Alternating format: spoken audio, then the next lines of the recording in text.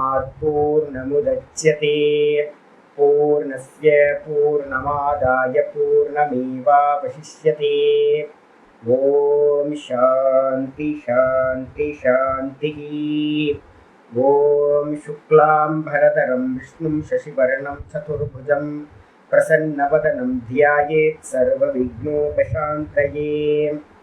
ओम व्यासं वसिष्ठनप्तारं शक्ते पौत्रमकल्मषं पराशरात्मजं वन्दे सुखतातं तपोनिधिं। व्यासाय विष्णुरूपाय व्यासरूपाय विष्णवे नमो वै ब्रह्मनिधये वासिष्ठाय नमो नमः। ओम गुरुर्ब्रह्मा गुरुर्विष्णुर्गुरुर्देवो महेश्वरः गुरुसाक्षात् परं ब्रह्म तस्मै श्रीगुरवे नमः। सदाशिवसमारम्भां शङ्कराचार्यमध्यमाम् अस्मदाचार्यपर्यन्तां वन्दे गुरुपरम्पराम्। ओम यो ब्रह्माणं विदधाति पूर्वं यो वै वेदांश्च प्रहिणोति तस्मै तदेवमात्मबुद्धिप्रकाशं मुमुक्षुर्वै शरणमहं प्रपद्ये। ओम शांति शांति शांतिः। ओम वसुदेवसुतं देवं कंसचाणूरमर्दनं देवकी परमानन्दं कृष्णं वन्दे जगद्गुरुं। यं ब्रह्मा वरुणेन्द्ररुद्रमरुतः स्तुन्वन्ति दिव्यैस्तवैः वेदैः साङ्गपदक्रमोपनिषदैः गायन्ति यं सामगाः ध्यानावस्थिततद्गतेन मनसा पश्यन्ति यं योगिनः यस्यान्तं न विदुःसुरासुरगणाः। देवाय तस्मै नमः देवाय तस्मै नमः। ओम श्री कृष्णाय परमात्मने नमः। श्री कृष्ण कृष्ण कृष्ण। ओम नारायण परो व्यक्तात् अण्डमव्यक्त संभवम् अण्डस्यान्तस्मिन् लोकाः सप्तद्वीपा च मेदिनी। ओम नारायण नारायण नारायण। எல்லாருக்கும் நமஸ்காரம். நம்ம பார்த்துக்கிட்டு இருக்கிறது 13வது அத்தியாயம் பகவத்கீதையில க்ஷேத்திர க்ஷேத்திரஜ்ய விபாக யோகம் பார்த்துக்கிட்டு இருக்கோம்.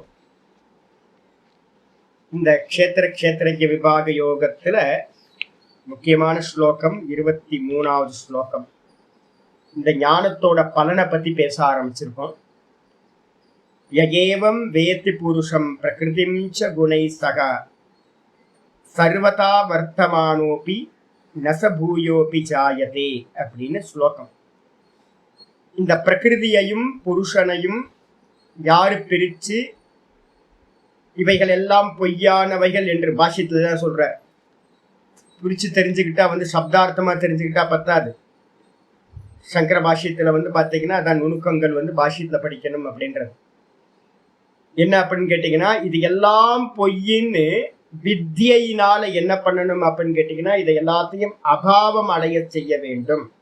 நேத்தி நேத்தி நேத்தி நேத்தி நேத்தி பண்ணி எல்லாத்தையும் நீக்கினதுக்கு பிறகு தான் மாத்திரமா எப்போ நிக்கிறோமோ அதுதான் அனுபூதி அப்படின்னு பேர். இந்த விதமா இதையெல்லாம் பொய்ன்னு தெரிஞ்சு இதை எல்லாத்தையும் நீக்கி தான்ல எவன் பாத்தீங்கன்னா ஆத்மானுபூதி அடைகிறானோ அவன் என்ன ஆகிறான் அப்படின்னு கேட்டீங்கன்னா, அவன் எந்த நிலையில இருந்தாலும் சர்வதா வர்த்தமானோபி, எந்த நிலையில இருந்தாலும் அவன் திரும்ப இந்த பிறப்பை பாத்தீங்கன்னா எடுக்கிறதுல, இந்த சம்சாரத்துக்கு வருவதில்லை, மறுஜென்மம் எடுப்பதில்லை. அத்திரைவ சமவினியந்தே அப்படின்னு ஸ்ருதிகள் சொல்லுது. இங்கேயே பாத்தீங்கன்னா பிராணன், நமக்கெல்லாம் பிராணன் எப்படி போகும் அப்படின்னா, இறக்கும் போது பாத்தீங்கன்னா ஒரு நியமம் வச்சிருக்கு கட்டோபனிஷத்துல. யதா கர்ம யதா ஸ்ருதம் அப்படின்னு ஒண்ணு சொல்லுது. எந்த விதமா நம்ம கர்மம் பண்ணியிருக்கோமோ, எந்த விதமா உபாசனை சிந்தனை பண்ணியிருக்கோமோ அதுக்கு ஏத்த மாதிரி பாத்தீங்கன்னா இந்த பிராணன் என்ன பண்ணும், அடுத்த சரீரத்துல பிரவேசம் பண்ணும் அதை அனுபவிக்கிறதுக்கு. முண்டக்கம் இன்னும் தெளிவா சொல்லுது. காமான்ய காமயதே மன்யமானக ச காமபிர் ஜாயதே தத்திர தத்திர. யார் யார் எந்தெந்த ஆசையோடு பாத்தீங்கன்னா இந்த பிராணனை விடுறானோ அந்தந்த ஆசையை அனுபவிக்கிறதுக்கு எந்தெந்த சரீரத்துக்கு போனா முடியுமோ அந்தந்த சரீரத்தை வந்து பாத்தீங்கன்னா எடுத்துக்கொள்கின்றான். அதே மாதிரி கீதாலையும் நமக்கு வந்து பார்த்திருக்கோம், யார் யார் வந்து பாத்தீங்கன்னா கடைசி தாட் வந்து பாத்தீங்கன்னா எந்த தாட்டோட வந்து பாத்தீங்கன்னா எண்ணத்தோடு இறந்து போறானோ அந்த எண்ணத்துக்கு ஏற்ற மாதிரி தான் பிறப்பை அடைகின்றான். அஜாமிலனோட கதை வந்து பாத்தீங்கன்னா பாகவதத்துல படிச்சிருக்கோம். நாராயணான்னு சொன்னதுனால அவன் வந்து பாத்தீங்கன்னா வைகுண்டத்துக்கு கூட்டிட்டு போறாங்க. இவங்க வந்து பாத்தீங்கன்னா வைகுண்ட தூதர்கள் கூட்டிட்டு போறாங்க. அப்ப என்ன தெரியுது அப்படின்னு கேட்டீங்கன்னா, மற்றவங்க எல்லாரும் என்ன பண்றோம் அப்படின்னு கேட்டீங்கன்னா, கடைசி தாட்டுக்கு ஏத்த மாதிரி இந்த பிராணன் என்ன பண்ணுது, வெளியில கிளம்பி கூடவே அந்த பிராணனுக்கு கூட என்ன இருக்கு அப்படின்னா ராணி தேனியை பின்தொடர்ற தேனி கூட்டம் மாதிரி இந்த சூக்ஷ்ம தேகத்துல இருக்கிற மற்ற தத்துவங்கள் எல்லாம் அந்த பிராணனோட சேர்ந்து போய் இந்த பிராணன் வந்து பாத்தீங்கன்னா கர்மத்துக்கு ஏற்ற மாதிரி ஒரு சரீரத்துல பிரவேசம் பண்ணும். அந்த சரீரத்துல சூக்ஷ்ம தேகம் உள்ள பிரவேசம் பண்ணும். அப்ப அடுத்த ஜென்மம் இதே மாதிரி அடுத்த ஜென்மம் நமக்கு எல்லாத்துக்கும் போயிட்டு இருக்கு. இதே வந்து பாத்தீங்கன்னா எவனுக்கு வந்து பாத்தீங்கன்னா ஏ அஸ்ய ஹிருதீஸ்ரிதா காமாக மிருகதாரண்யமும் அதுவும் சொல்லுது என்னன்னு கேட்டா முண்டக்கமும், எவனுக்கு ஹிருதயத்துல இருக்கிற எல்லா காமங்களும் வந்து பாத்தீங்கன்னா நீங்கி விட்டதோ. எப்படி காமம் நீங்கும்? ஆசைப்படாதனா எப்படி ஆசைப்படாம இருக்கிறது அப்படின்னா இது எல்லாம் பொய், இது எல்லாம் தோற்றம். 23 தத்துவங்களும் நாம் பார்க்கறதெல்லாம் அந்த 24ஆவதா இருக்கிற மாயையிலிருந்து பிரகிருதியிலிருந்து உண்டானது. இது எல்லாம் வந்து பாத்தீங்கன்னா வாஸ்தவம் இல்லை, இது இல்யூஷன். இது நம்ம காணா போயிட்டோம்.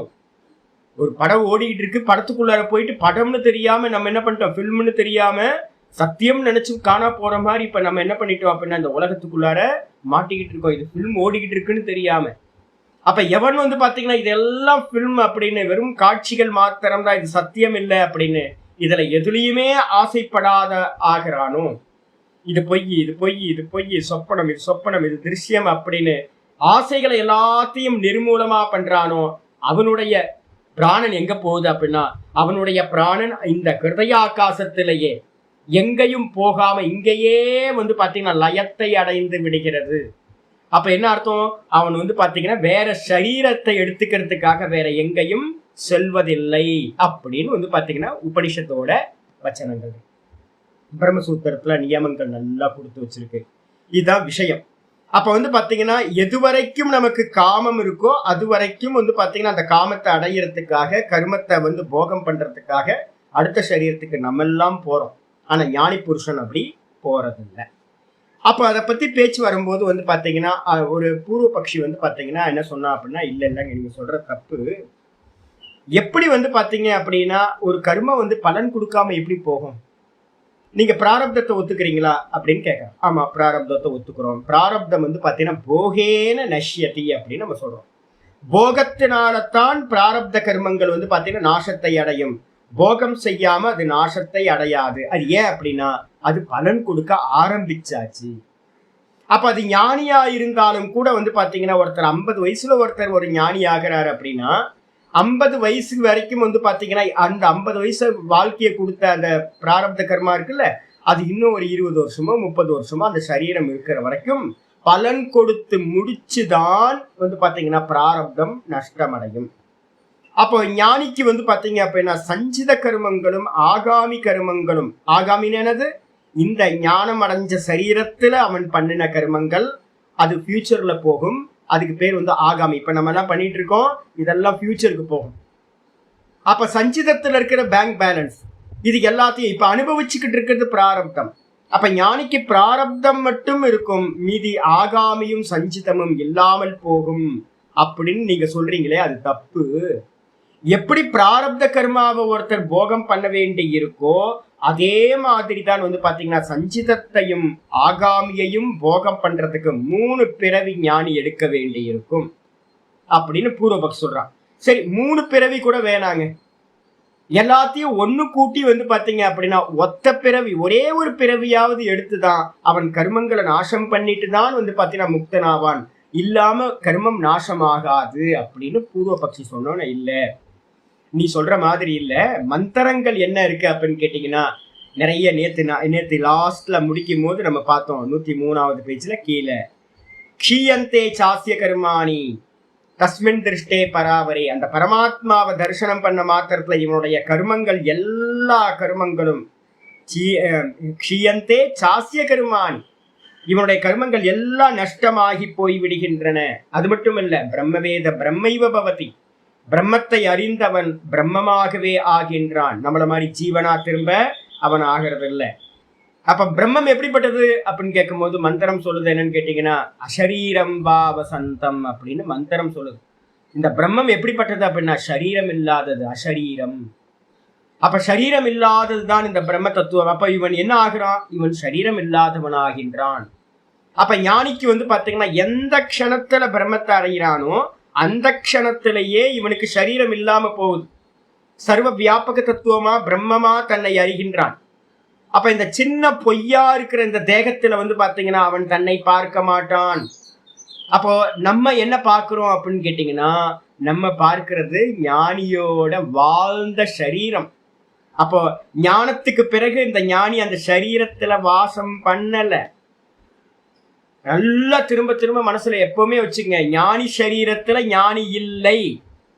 அவனுடைய அந்த விசேஷ சத்தான்னு சொல்லக்கூடிய அபிமானம், ரிஃப்ளெக்ஷன் கான்சியஸ்னஸ் பாத்தீங்கன்னா ஒரு அபிமானத்தோட நமக்கெல்லாம் இருக்கு. அது அவனுக்கு இருக்காது.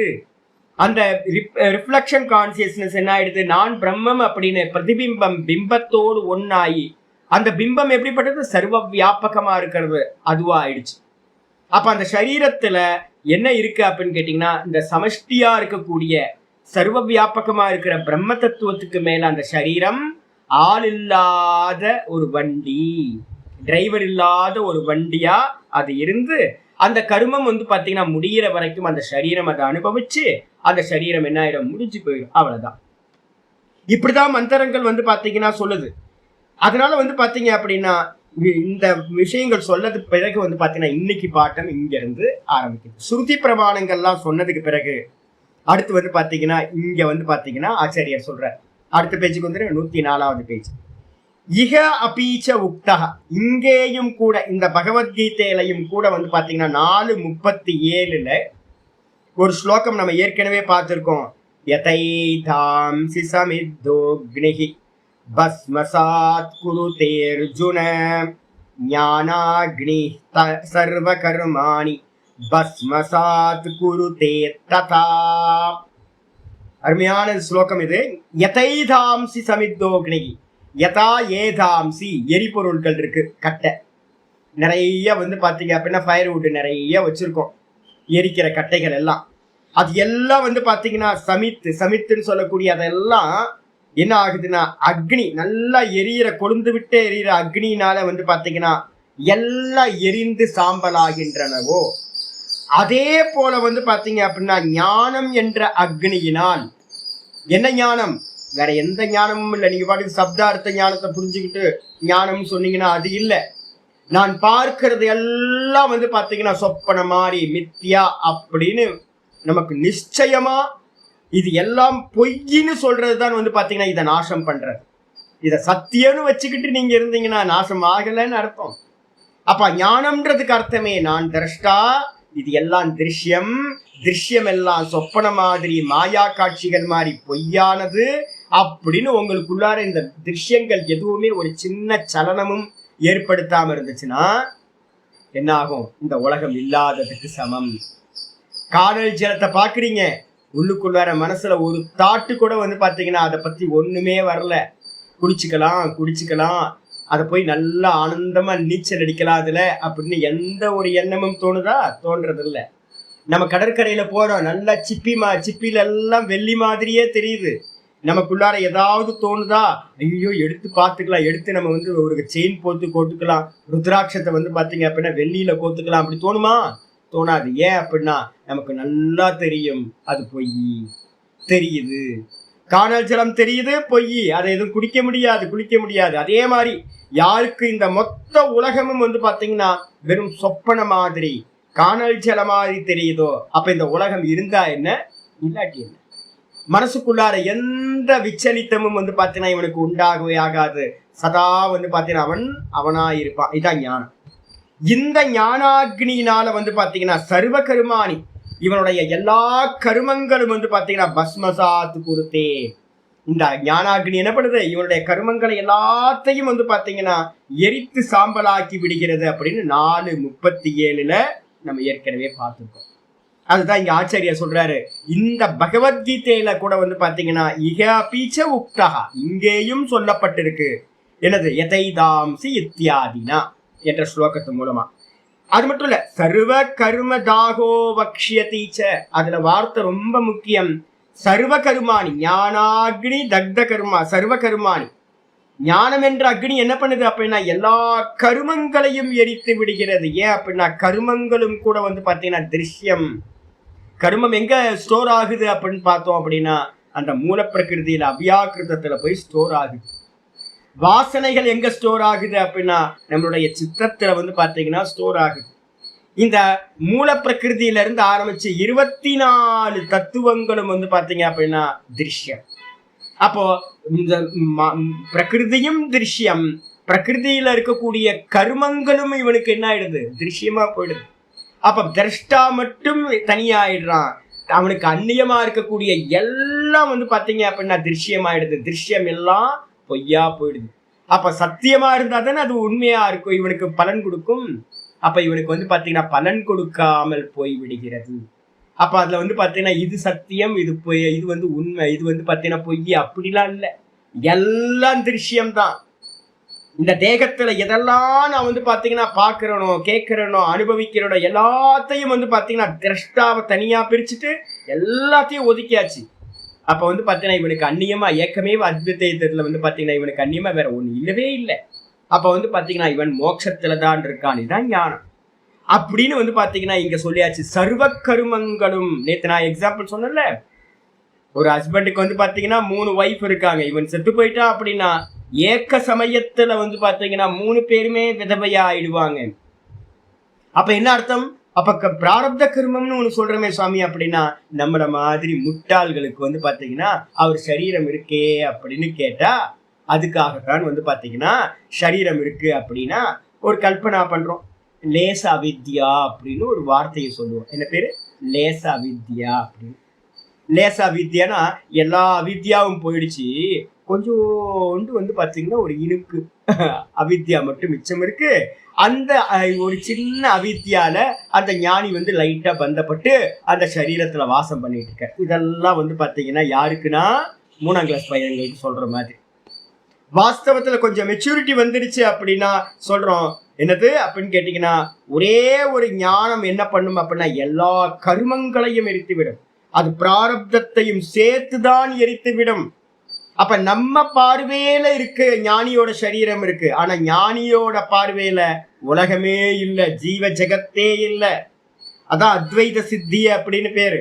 அப்ப ஆச்சாரியார் சொல்றார் எல்லா கர்மங்களும் தாகோ வக்ஷியதீச்ச, எல்லா கர்மங்களும் எரிந்து போகிறது என்று சொல்லப்பட்டிருக்கு. அது மட்டும் இல்ல, உபபத்தேகேச்ச, உபபத்தி அப்படின்னா லாஜிக்னாலையும் வந்து பாத்தீங்கன்னா இது சித்தமாகுது. என்ன சுவாமி லாஜிக் அப்படின்னு கேட்டீங்கன்னா சொல்றார் அவித்யா காம கிளேஷ பீஜ நிமித்தானிகி கருமாணி ஜென்மாந்தர அங்குரம் ஆரபந்தே. ரொம்ப முக்கியமான பாட்டு. நீங்க எந்த கர்மா பண்றீங்கனாலும் அந்த கர்மத்துக்கு பின்னாடி என்ன சுவாமி இருக்கணும். இப்ப நம்ம ஏதாவது கர்மம் பண்றோம், டெய்லி வந்து பாத்தீங்கன்னா கணக்குல நிறைய கர்மா பண்ணிக்கிட்டே இருக்கும் டே டு லைஃப்ல. இந்த கர்மத்துக்கெல்லாம் வந்து பாத்தீங்கன்னா பின்னாடி என்னெல்லாம் இருக்கணும் அப்படின்னு கேட்டீங்க அப்படின்னா ஆச்சாரியர் சொல்ற முதல்ல வந்து பாத்தீங்கன்னா அவித்யா இருக்கணும், பேஸ். அவித்யா என்ன அப்படின்னு கேட்டீங்கன்னா முதல்ல வந்து பாத்தீங்கன்னா நான் பிரம்மம்னு என்ன அறியாம என்ன ஜீவன், என்ன வந்து பாத்தீங்கன்னா நான் வந்து சம்சாரி, நான் தேகவான், தேகத்தை உடையவன், நான் கர்த்தா, நான் போக்தா, நான் எல்லா கர்மங்களையும் செய்கின்றவன், நான் கர்ம பலன்களை அனுபவிக்கின்ற போக்தா, புண்ணிய பாப்பத்தோட பலனை அனுபவிக்கிற சுகதுக்கியா இருக்க நானு அப்படின்னு என்ன பத்தின ஒரு ஒப்பீனியன் இருக்கு பாருங்களேன். இது எல்லாம் ஃபால்ஸ், இது எல்லாம் அவித்யா அப்படின்னு பேர். என்ன சரீரம்னு நினைக்கிறதுல இருந்து எல்லாம் அவித்யா தான். அப்ப நான் சரீரத்தை உடையவன் இல்ல, நான் வந்து சரீரம் இல்லை, ஆனா சரீரம் நினைக்கிறேன்ல, அது இங்க ஸ்டார்ட் ஆயிடுச்சு. அதான் அவித்யா. இந்த சரீரத்தை இது பண்ணதுல இருந்து அவித்யா உடனே என்ன வந்துருது தெரியுங்களா, இந்த சரீரத்தை ஃபுல்ஃபில் பண்றதுக்காக ஆசைப்படுறேன். எல்லா ஆசைகளும் என்ன அப்படின்னு கேட்டீங்கன்னா இந்த சரீரத்தை வந்து பாத்தீங்கன்னா ஃபுல்ஃபில் பண்றதுக்காக. புத்தியை பூர்த்தி பண்றதுக்காக ஞானத்தை தேடுறேன், மனசோட சந்தோஷத்தை பூர்த்தி பண்றதுக்காக சுகங்களை தேடுறேன், துக்கங்களை அவாய்ட் பண்றேன், அதுக்கப்புறம் இந்த தேகத்தையும் இந்திரியத்தையும் சௌக்கியமா வச்சுக்கிறதுக்காக ஆசைப்படுறேன், இதோட பாதுகாப்புக்காக இது செத்து போக கூடாதுன்றதுக்காக இந்த சரீரத்துக்காக வீடு கட்டுறேன், நல்ல சொசைட்டியை கிரியேட் பண்ணிக்கிறேன், என்னை சுத்தி எல்லாத்தையும் பண்றேன். இது எல்லாத்துக்கும் பேஸ் எது அப்படின்னு கேட்டீங்கன்னா இந்த சரீரம். இந்த சரீரத்தை நான் நினைக்கிற அவித்யா. அவித்யிலிருந்து என்ன உண்டாகுது அப்படின்னா இத கொடையா இருக்கும். ஏன்னா இது அவித்யா தானே, இது ஷேடோ தானே. அப்ப இந்த சரீரத்தை ஃபுல்ஃபில் பண்றதுக்காக புத்தி, மனசு, இந்திரியம், சரீரம் எல்லாத்தையும் பாத்தீங்கன்னா ஃபுல்ஃபில் பண்றதுக்காக, பூர்த்தி பண்றதுக்காக ஒரு ஆசை வருது, காமம் வருது. இந்த காமத்தினால என்ன பண்றேன் அப்படின்னு கேட்டீங்கன்னா அவித்யா காமம் வந்தோன காமத்தை பாத்தீங்கன்னா கிளேஷங்கள்னு சொல்றோம். அவித்யா காமங்கள் எல்லாத்துக்கும் பேரு யோக சூத்திரத்துல பாத்தீங்கன்னா கிளேஷங்கள் அப்படின்னு பேரு. கிளேஷங்கள்னா என்ன சுவாமி அர்த்தம்னா மனசை துக்கப்படுத்துகின்ற, சஞ்சலப்படுத்துகிறவளுக்கு பேரு கிளேஷங்கள்னு பேரு. நம்ம வீட்டுல எல்லாம் சொல்லுவோம்ல, ஏன் கிளேஷமா இருக்க, ஏன் வீட்டுல எல்லாம் நம்ம வீட்டுல எல்லாத்துலயும் பிரயோகம் இருக்கு, ஏன் கிளேஷமா இருக்கு அப்படின்னு கேட்பாங்க. கிளேஷமா இருக்கிறேன்னா ஒரு டிஸ்டர்பா இருக்கேன் அப்படின்னா அதுக்கு என்ன பேரு, கிளேஷங்கள்னு பேரு. மொத்தம் எத்தனை கிளேஷங்கள் அப்படின்னா பஞ்ச கிளேஷங்கள் அப்படின்னு யோக சூத்திரம் சொல்லுது. அவித்யா காம அவித்யா காம இல்லையே, அவித்யா அஸ்மிதா, அவித்யா அஸ்மிதான்னு சொல்ற அகங்காரம், அகங்காரத்துக்கு அப்புறம் ராகம்ன்ற விருப்பு, அப்புறம் துவேஷம்ன்ற வெறுப்பு, அதுக்கப்புறம் மரண பயம்னு சொல்லக்கூடிய என்னது அபினிவேஷம். மொத்தம் 5 பாத்தீங்கன்னா பஞ்ச கிளேஷங்கள்னு சொல்லியிருக்கு. அப்ப நமக்கு எல்லாத்துக்கும் பாத்தீங்கன்னா அவித்யா இருக்கு. அவித்யில இந்த அகங்காரம், தேகத்துல நான் அப்படின்ற அகங்காரம், கர்த்தா போக்தா அகங்காரம் வருது. அகங்காரம் வந்ததுக்கு பிறகு எனக்கு இது வேணும் இது வேணாம் அப்படின்னு ராகத்வேஷம் வருது. அந்த ராகத்வேஷத்துக்கு பின்னாடி இன்னொன்னு இருக்கு, என்னன்னு கேட்டீங்கன்னா மரண பயம் வேற நமக்கு பின்னாடி இருந்து புஷ்அப் பண்ணுது. இது எல்லாம் இருந்துகிட்டு நம்ம என்ன பண்றோம் அப்படின்னு கேட்டீங்கன்னா கருமங்களை எல்லாத்தையும் பண்ண ஆரம்பிக்கும். அப்ப எந்த கர்மம் பண்றதா இருந்தாலும் அந்த கர்மத்துக்கு பின்னாடி மொத்தம் 5 காரணங்கள்ல ஏதாவது 1, 2 இல்ல மொத்தமும் கூட இருக்கலாம். அவித்யா இருக்கு பேசா, அதுக்கப்புறம் நான்ற கர்த்திருத்துவ போக்திருத்துவ அகங்காரம் கண்டிப்பா இருக்கும், அதுக்கப்புறம் ராகத்வேஷம் கண்டிப்பா இருக்கும், பின்னாடி பேசா ஒரு இலையோடி ஒரு மரண பயம் இருக்கும். இது எல்லாம் சேர்ந்துதான் ஒருத்தன் பாத்தீங்கன்னா ஒரு கர்மத்தை பண்றான். அந்த கர்மம் என்ன ஆகுது, புண்ணியமா பாப்பமா ஆகுது. இந்த பிக்சர் நல்லா தெரிஞ்சுங்க. அப்ப பாத்தீங்கன்னா அந்த கர்மா புண்ணிய பாப்பம் ஆகுது. அதனாலதான் இங்க சொல்றாரு அவித்யா காம கிளேஷ பீஜ நிமித்தானி. அவித்யா காமம் என்று சொல்லக்கூடிய கிளேஷ பீஜங்கள், கிளேஷங்கள் தான் பாத்தீங்கன்னா பீஜம்னு சொல்றோம், விதை. அந்த விதையில இருந்துதான் பாத்தீங்கன்னா பீஜ நிமித்தானிகி கருமானி, அதுல இருந்துதான் கருமங்கள் பாத்தீங்கன்னா வெளிப்படுகின்றன. அப்ப அந்த கர்மம் என்ன பண்ணுது அப்படின்னு கேட்டீங்கன்னா ஜென்மாந்தர அங்குரம் ஆரபந்தே. அது என்ன பண்ணுது அப்படின்னா நம்ம பண்ற புண்ணிய பாப்பம் எல்லாம் போய் ஸ்டோர் ஆகி அது மெச்சூரிட்டி ஆகி நமக்கு பாத்தீங்கன்னா ஜென்மங்களை பாத்தீங்கன்னா முளை விட்டு, விதை மெச்சூரிட்டி ஆகி முளை விடுற மாதிரி அந்த கர்மங்கள் எல்லாம் ஸ்டோரேஜ்ல இருக்கிறதெல்லாம் மெச்சூரிட்டி ஆக ஆக கொஞ்சம் கொஞ்சமா முளை விட்டு ஜென்மங்களை கொடுத்துக்கிட்டே இருக்கு. அப்ப பாத்தீங்க அப்படின்னா எதுக்கு பேஸ் அப்படின்னா அவித்யா காம கர்மம். இத 3 பாத்தீங்கன்னா ஷார்ட்டா சொன்னீங்கன்னா என்ன அப்படின்னு கேட்டீங்கன்னா அவித்யா காம கர்ம, இதான் பாத்தீங்கன்னா ஜென்ம காரணம் அப்படின்னு இந்த 3 நம்ம சொல்றோம். ஆச்சாரியார் சொல்லிட்டார். இதே பாத்தீங்கன்னா இஹபி ஆனா அதுக்கு ஆப்போசிட்டா இப்ப நீங்களும் நானும் உங்களை திரும்ப திரும்ப நான் இது பண்றேன். நேற்று ஒருத்தர் கேட்டேன், சாமி நிஷ்காமியமா கர்மா பண்ண முடியுமா சாமி அப்படின்னு. ஒருத்தர் பிராக்டிஸ் பண்ணணும் அப்படின்னா ஒருத்தர் பக்கத்துல இருந்து பிராக்டிஸ் பண்ணி ஒருத்தர் சொல்லி சொல்லி சொல்லி பண்ணணும் அப்படின்னா எல்லா கர்மத்தையும் ரொம்ப முயற்சியோட எந்த ஒரு பிரதிபலனும் எதிர்பார்க்காம பண்ண முடியும். இப்ப நாங்க பாத்தீங்க அப்படின்னா ஓடி ஆடி எல்லாம் பண்றோம், ஆனா எந்த பிரதிபலனும் இல்லை. ஏன் அப்படின்னு கேட்டீங்கன்னா ஒரே ஒரு பிரீத்தி மட்டும்தான், ஈஸ்வர பிரீத்தி.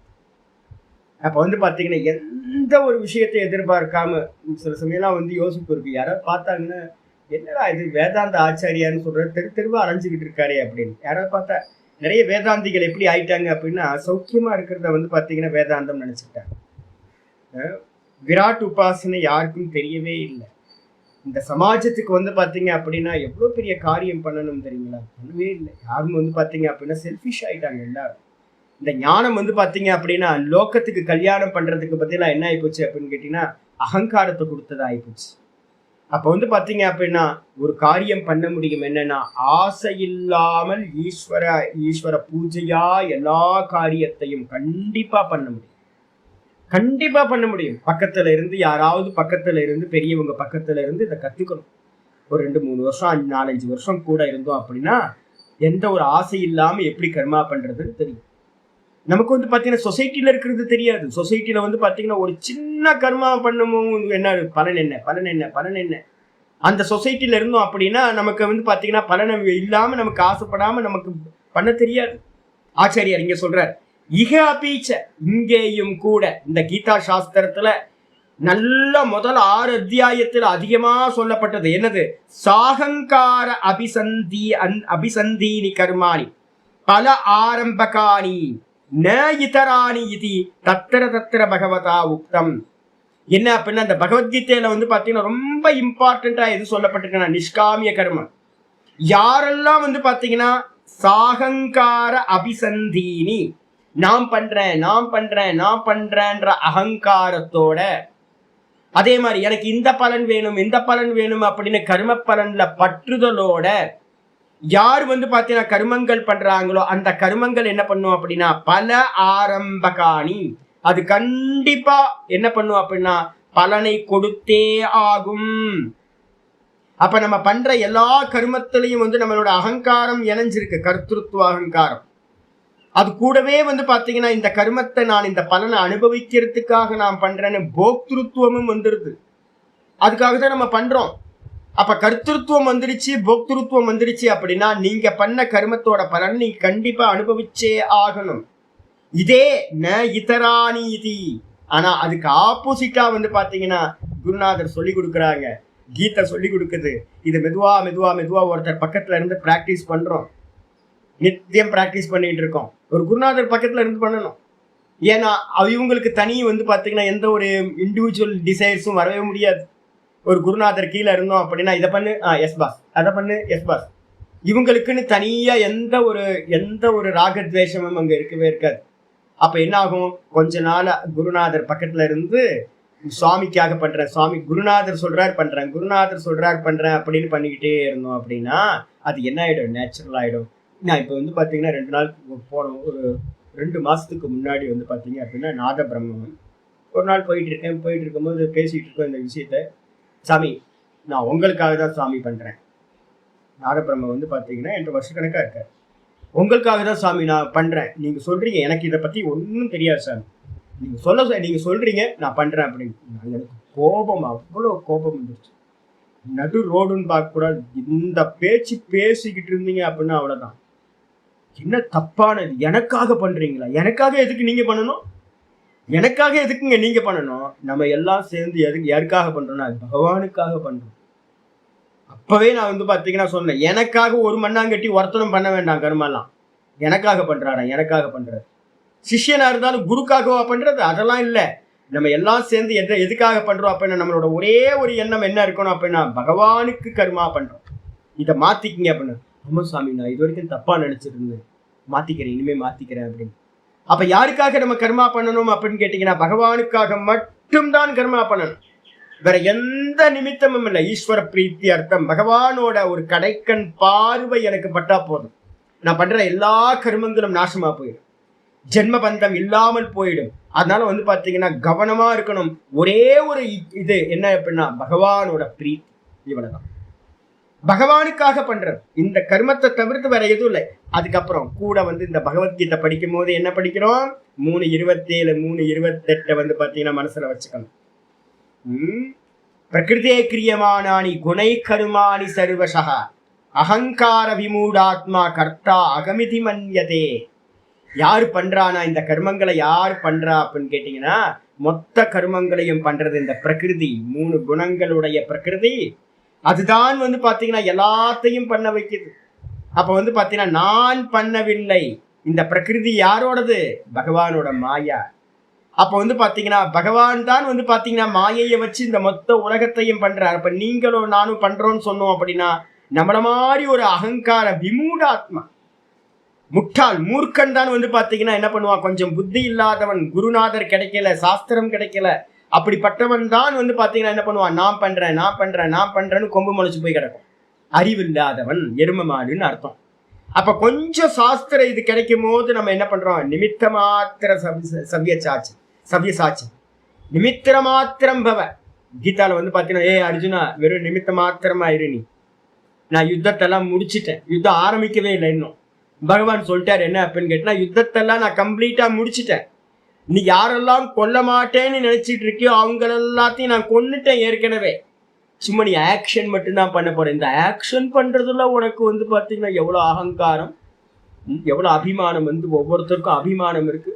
அப்ப வந்து பாத்தீங்கன்னா ஒரே ஒரு நல்ல ஒரு பக்தன் நல்லா புரிஞ்சுக்கிட்டான் அப்படின்னா நான் வெறும் நிமித்த மாத்திரம், வேற எதுவும் இல்லை. அப்ப இந்த பாடம் இப்ப எடுக்கிற அப்படின்னு கேட்டீங்கன்னா உங்களுடைய கர்மா என்னை வந்து பாத்தீங்கன்னா பரமஹம்சானந்தான்னு ஒருத்தர் உட்கார வச்சு பாடத்தை வந்து பாத்தீங்கன்னா சொல்ல வச்சிருக்கு. நிமித்தம் யாரு உள்ள இருந்து ஆப்ரேட் பண்றானா, எல்லாத்தையும் ஆப்ரேட் பண்றது பகவான் மட்டும்தான். சூத்திரதாரியா இருந்துகிட்டு அவர் மட்டும்தான் எல்லாத்தையும் பண்றார் அப்படின்னு புரிஞ்சுக்கிட்டு அப்ப என்ன அர்த்தம், ஒண்ணு வந்து பாத்தீங்கன்னா நான் நிமித்த மாத்திரம்னு கர்த்திருவத்தை நியூட்ரலைஸ் பண்ணிக்கணும். அதுக்கப்புறம் பலன் வந்து பாத்தீங்கன்னா எனக்கு வேணாம், எல்லா பலனும் வந்து பாத்தீங்கன்னா ஈஸ்வரார்ப்பணம் அப்படின்னு பகவான்கிட்ட அர்ப்பணம் பண்ணிடணும். இந்த ரெண்டுத்தையும் பண்ணிடணும். பலனை போக்திருத்துவத்தை தியாகம் பண்றது பல தியாகம். கர்த்திருவத்தை என்ன பண்ணணும் அப்படின்னா ஞானத்துக்கு முன்னாடியே என்ன பண்ணணும் அப்படின்னா நான் பண்ணல, நான் நிமித்த மாத்திரம், என்னை உள்ள இருந்து பகவான் இயக்குறார் அப்படின்னு பண்ணிட்டோம் அப்படின்னா அந்த கர்மா என்ன பண்ணும் அப்படின்னு கேட்டீங்கன்னா இதராணி இது, அது பலனை கொடுக்க ஆரம்பிக்காது. அப்ப பலன் கொடுக்குமா அப்படின்னா நீங்க எந்த கர்மத்தை இந்த பாவனையோட இந்த ரெண்டுத்தோட பண்ணுனீங்க அப்படின்னா அவைகளுக்கு வந்து பாத்தீங்கன்னா கர்மத்தோட பலனை கொடுக்கறதுக்கு சாமர்த்தியம் அவைகள்ல இல்ல. தத்திர தத்திர பகவதா உக்தம் இது, இந்த விதமா அங்கங்க சமயம் கிடைக்கும் போது 18வது அத்தியாயம் வரைக்கும் கூட வந்து பாத்தீங்க அப்படின்னா இதை திரும்ப திரும்ப சொல்லிக்கிட்டே வருவார் ஆச்சாரியார். அதனால வந்து பாத்தீங்க அப்படின்னா நிஷ்காமிய கர்மம் எப்படிப்பட்டது அப்படின்னா கர்த்திருவத்தை கவனம் பண்ணி எந்த ஒரு ஆசையும் இல்லாத கர்மம் பலன் கொடுப்பதில்லை சொல்லியாச்சு. அது மட்டும் இல்ல ஆச்சாரியர் இங்க சொல்றார், அப்ப ரெண்டே கர்மத்துக்கு தான் வந்து பாத்தீங்கன்னா பலன் கொடுக்கிற தன்மை இல்லை. ஒண்ணு நிஷ்காமிய கர்மம், இன்னொன்னு ஞானத்தினால பண்ணக்கூடிய கர்மம். ஞானத்தினால வந்து ஒருத்தன் கர்மா பண்றானா எப்படி பண்ணுவான் அப்படின்னா அவன் தான் ஞானி ஆயிட்டானே. ஞானி ஆனதுக்கு பிறகு அவனுக்கு என்ன இருக்கும், இது எல்லாம் பொய்யா போயிடும். 3 ஆபாசம் நம்ம சொல்லியிருக்கோம், ஜாத்தியாபாசம், வஸ்து ஆபாசம், சலாபாசம். இப்ப நான் வந்து பாவம் பண்றேன், நாத பிரமத்துக்கு வந்து நான் என்ன சொல்றேன் அப்படின்னா விராட் உபாசனை, வித்யா பிரசாத் மாத்தங்கிக்கு வந்து என் கூட இருந்து எதா பண்றாங்கன்னா அவங்களுக்கு சொல்றது விராட் உபாசனை. ஈஸ்வரன் இருக்காரு, ஈஸ்வரனுக்கு கொடுக்குறோம், ஈஸ்வரனுக்கு பண்றோம். யாருக்கு பண்றோம், ஈஸ்வரனுக்கு பண்றோம்னு பண்ணுங்க அப்படின்னு. இதே நான் பாவிக்கிறது எப்படி பாவிக்கிறேன்னா இண்டிவிஜுவலா பாவிக்கிறேன், நடக்கவே இல்லை, எதுவும் நடக்கவே இல்லை. ஒரு டிராமா நேற்று சொப்பனம் எப்படி பார்த்தனோ அதே மாதிரி இப்பவும் போயிட்டு இருக்கு. நான் பாடம் இப்ப படிச்சு கொடுக்கவே இல்லை, நீங்க பாடம் கேட்கவே இல்லை, எல்லாம் சொப்பன மாதிரி காட்சிகளா போயிட்டு இருக்கு, வெறும் தோற்றம் மாத்திரம். அப்ப வந்து பாத்தீங்கன்னா கர்மம் நடக்கவே இல்லை அப்படின்னு இந்த ஞான அபியாசத்தினால உங்களுக்கு வந்து பாத்தீங்கன்னா உள்ளுக்குள்ளார ஒரு எண்ணம் வரும், இது எல்லாம் பொய்ன்னு ஒரு எண்ணம் வரும். இதுக்கு பேர் வந்து பாத்தீங்கன்னா கர்ம ஆபாசம். அப்ப வந்து பாத்தீங்கன்னா ஒருத்தர் கர்மயோகியா இருந்துகிட்டு கர்மம் பண்றார், ஒரு உபாசகனா இருந்துகிட்டு விராட் உபாசனையா பண்றார். இந்த ரெண்டுமே கர்ம கோட்டியில கர்மயோக கோட்டியில வந்துடும், பலனை சாராம. அதுக்கப்புறம் ஞானத்துல இருக்கிறவன் என்ன பண்றானா கர்மத்தை பண்றதே இல்லை அப்படின்னு பாக்குறான். அப்ப இவங்களுக்கு வந்து பாத்தீங்கன்னா இந்த 2 பேத்துக்குமே வந்து பாத்தீங்கன்னா கர்மம் பலனை கொடுக்காது. ஆச்சாரியர் கொட்டேஷன் கொடுக்கிறார், பீஜான் அக்னி உபதக்தானி நரோகந்தி யதா புனஹ ஞான தக்தஸ் ததா கிளேஷைர் நாத்மா சம்பத்யதே புனஹ. மகாபாரத சாந்தி பருவத்துல இருக்கிறது. பீஜானி அக்னி உபதக்தானி, இந்த பீஜங்கள் எல்லாம் ஒரு மூட்டை வந்து பாத்தீங்கன்னா கொடவுன்ல வந்து பாத்தீங்கன்னா ஒரு மூட்டை கணக்குல வந்து பாத்தீங்கன்னா விதை வச்சிருக்காங்க, விதை நெல், நிறைய தானியங்கள்லாம் வச்சிருக்காங்க. அதுல வந்து பாத்தீங்கன்னா ஃபயர் ஆக்சிடென்ட் நடக்குது. அந்த ஃபயர் ஆக்சிடென்ட் நடந்த மாத்திரத்துல என்ன ஆயிடும் அப்படின்னு கேட்டீங்கன்னா எல்லாம் எரிஞ்ச மாதிரியே ஆனா வந்து பாத்தீங்கன்னா மூட்டை மூட்டையா அப்படியே இருக்கு. தானியங்கள்லாம் பாக்குறதுக்கு தானியங்கள் மாதிரியே தெரியுது. ஆனா விதைக்க முடியுமா அப்படின்னா இந்த அக்னியோட ஈட்டுப்பட்டு அந்த அந்த முளைக்கிற சாமர்த்தியம் அதுல என்ன ஆயிடுச்சு, இல்லாம போச்சு. நம்ம பாத்தீங்க அப்படின்னா அரிசியை வந்து பாத்தீங்கன்னா வருத்தம் இல்ல இதை வந்து பாத்தீங்கன்னா ஹீட்ல வந்து ஒரு கடாயில போட்டு வறுத்தர்றோம்னு வச்சுங்க. நெல்லை விதைய வறுத்துட்டோம் அப்படின்னா என்ன ஆகும், பாக்குறதுக்கு நெல் வந்து விதை மாதிரியே தெரிஞ்சாலும் ஆனா ஊனுனீங்க அப்படின்னா நிலத்துல போட்டோம் அப்படின்னா வராது. ஏன் அப்படின்னா இந்த அக்னியோட சம்பந்தம். அதே மாதிரி இங்க சொல்றாரு, பீஜாணி அக்னி உபதக்தானி, பீஜங்கள் எல்லாம் அக்னியினால என்ன ஆயிடுச்சு அப்படின்னா நல்லா எரிந்து போன பிறகு ந ரோகந்தி யதா புனக, அவைகள் திரும்பவும் முளைப்பதில்லை எவ்வாறோ அந்த விதமாவே ததா அது போலவே ஞான தக்தஸ்ததா அது போலவே ஞானத்தினால் எரிக்கப்பட்ட கருமங்கள் கிளேஷைன்னு அர்த்தம், அவித்யா அஸ்மிதா ராகத்வேஷ அபினிவேஷம்ன்ற 5 கிளேஷங்களும் வந்து பாத்தீங்கன்னா இந்த ஞானத்தினால எரிக்கப்பட்டு விட்டது. அப்ப திரும்பவும் அவைகள் வந்து பாத்தீங்கன்னா முளைக்குமா அப்படின்னு கேட்டீங்கன்னா திரும்பவும் அவளை வந்து பாத்தீங்கன்னா ஆத்மா ந சம்பத்தியதே புனக, திரும்பவும் வந்து பாத்தீங்கன்னா ஆத்மா அவைகளை அடையவே அடையாது. அப்ப என்ன அர்த்தம், ஞானத்துக்கு பிறகு 5 கிளேஷங்களும் நாசமாகுது. 5 கிளேஷங்களும் நாசமான பிறகு அவனுக்கு வந்து பாத்தீங்கன்னா இந்த ரீபர்த்ன்றது ஒண்ணு இல்லாமலேயே போகிறது. சொல்லியாச்சு. உடனே வந்து பாத்தீங்கன்னா கேட்கிறான், பூர்வபக்ஷி கேட்கிறான், அஸ்து தாவத்து இருக்கட்டும் நீங்க சொன்னது இருக்கட்டும், ஆனா வந்து பாத்தீங்கன்னா ஞான உத்தர கால கிருதானாம் கர்மனாம், நீங்க சொல்றீங்களே அது எல்லாம் என்ன அப்படின்னு கேட்டீங்கன்னா எப்ப தெரியுங்களா, ஞானத்துக்கு பிறகு, ஞான உத்தர கால கிருதானாம் கர்மனாம். ஞானம் ஒருத்தருக்கு ஞானம் வந்துருச்சு. ஞானம்னா என்ன அர்த்தம், சப்த ஞானம் இல்லை, அனுபூதி ஞானம். அனுபூதி ஞானம் வந்ததுக்கு பிறகு அவருக்கு என்ன ஆகுது அப்படின்னா அதுக்கு பிறகு பண்ணக்கூடியது எல்லா கர்மங்களும் ஞானேன தாகோ ஞான சகபாவித்வா, அவைகள் எல்லாம் ஞானத்தினால எரிக்கப்பட்டிருது. ஞானத்தோடு கூடி கர்மம் வந்து பாத்தீங்கன்னா நடக்கும் போது சரீரத்துல அப்படின்னு சொல்றோம். எப்படி ஒரு எக்ஸாம்பிள் ஏதாவது சொல்லுங்களேன் சுவாமி அப்படின்னா, நம்ம சின்ன வயசுல குழந்தைங்கள்லாம் பாத்தீங்கன்னா தெரியும், குழந்தைங்களாம் வந்து என்ன பண்ணுவோம், நம்ம தூங்க வச்சுட்டு அப்படியே அம்மாக்களுக்குலாம் நல்ல பரிச்சயம் இருக்குங்க, குழந்தைய எழுப்பி விட்டு வந்து பாத்தீங்கன்னா சாப்பாடு ஊட்டுவோம், எல்லாம் பண்ணுவோம். அந்த குழந்தை என்ன பண்ணுவோம் அப்படின்னு கேட்டீங்கன்னா தூங்கிக்கிட்டே சாப்பிடும். பாதி தூக்கம் பாதி வந்து பாத்தீங்கன்னா முழிப்பு, அப்படியே இருந்துகிட்டே சாப்பிட்டு அப்படியே தூங்கி போயிடும், அவ்வளவுதான். இதே மாதிரி இப்ப எனக்கெல்லாம் சின்ன வயசுல நான் உங்களுக்கு ஏற்கனவே சொல்லியிருக்கேன், சின்ன வயசுல நல்லா தூங்குவேன், ரொம்ப நல்லா தூங்குவேன். அந்த தூக்கம் மட்டும் என்னன்னு கேட்டீங்கன்னா ஆட்டம் பாட்டம் போட்டு வந்து பாத்தீங்க அப்படின்னா ஈவினிங்ல வந்த உடனே வந்து பாத்தீங்கன்னா அன்னைக்கு ஏதாவது ஸ்பெஷல் ஐட்டம் இருக்கும், நமக்கு ரொம்ப பரவசத்தை உண்டு பண்ற மாதிரி. பூரி மசால், நம்ம பூரினாவே கண்ணு விரியுமா, அப்படியே குண்டு குண்டா இருக்கும் பூரி, சின்ன குழந்தைங்களுக்கு ரொம்ப பிடிக்குமா. அப்ப வந்து பாத்தீங்கன்னா பூரி மசால்னோன்னு ஐயோ இன்னைக்கு பூரி பூரின்னு சந்தோஷப்பட்டுட்டு இருப்போம். இதெல்லாம் இடியாப்பம் பூரி இது மாதிரிலாம் சின்ன குழந்தைங்களுக்கு நிறைய சின்ன சின்ன ஐட்டம்லாம் இருக்கும்.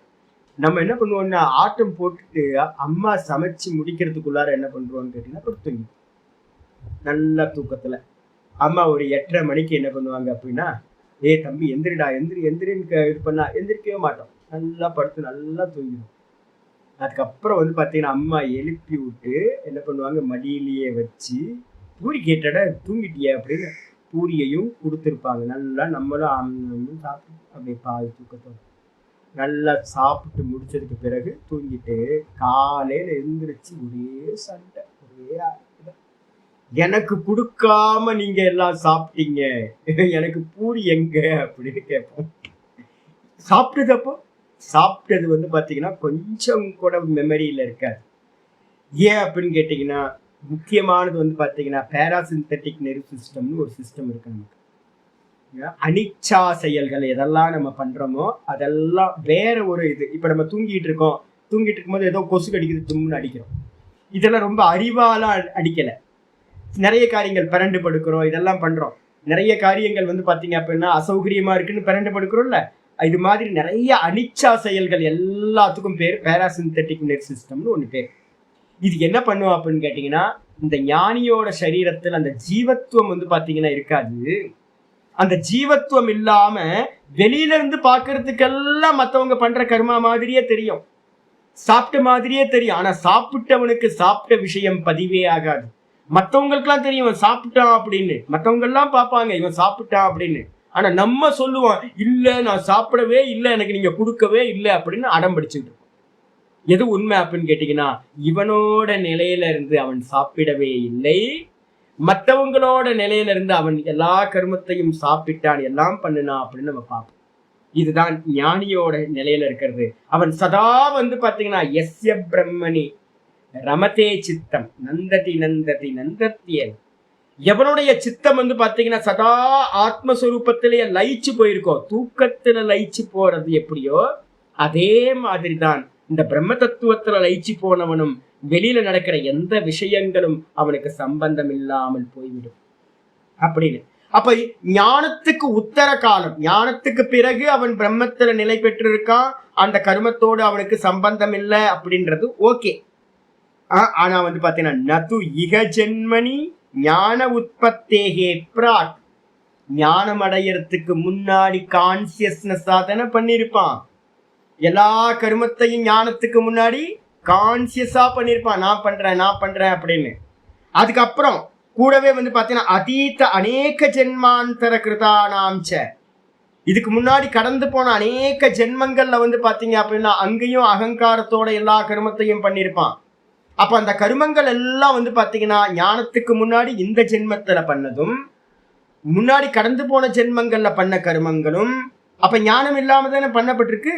அவைகள் எல்லாம் என்ன அப்படின்னு கேட்டீங்கன்னா என்ன ஆகுதுன்னா தாகோ நச்ச நதுயுக்தக, ஞாபகத்துக்கு இங்க போட்டேங்க, அவைகள்லாம் எரிந்து போகும்னு சொல்ல முடியாது. அப்போ ஒரே ஒரு கர்மா மட்டும்தான் எரிந்து போகும். ஞானத்துக்கு பிறகு இவன் சரீரத்துல நடந்தது மட்டும்தான் எரிஞ்சு போறதுக்கு சம்பாவனை இருக்கு அப்படின்னு பூர்வபக்ஷி சொல்றான். சொன்ன மாத்திரத்துல வந்து பாத்தீங்கன்னா ஆச்சாரியர் சொல்றாரு இல்லப்பா நீ சொல்ற தப்பு. ஏன் அப்படின்னு கேட்டீங்கன்னா ரொம்ப கிளியரா கீதால இருக்க, ஏன் நீங்க கன்ஃபியூஸ் பண்ற? சித்தாந்தி மறுக்கிறார், இல்லை நீ சொல்ற தப்பு. ஏன் அப்படின்னா சர்வ கருமானி அப்படின்னு யதைதாம்சி சமித்தோக்னி பஸ்மசாத் குருத்தேர்ஜுன ஞானாக்னி சர்வ கருமானின்ற சப்தம் இருக்கு. கிருஷ்ண பரமாத்மா 4:37 ரொம்ப தெளிவா சொல்றார், சர்வ கருமானி அப்படின்ற சப்தத்தையே சொல்றார். சர்வ கர்மம்னா என்ன அர்த்தம் அப்படின்னு கேட்டா எல்லா கருமங்களையும் எடுத்துக்கணும்.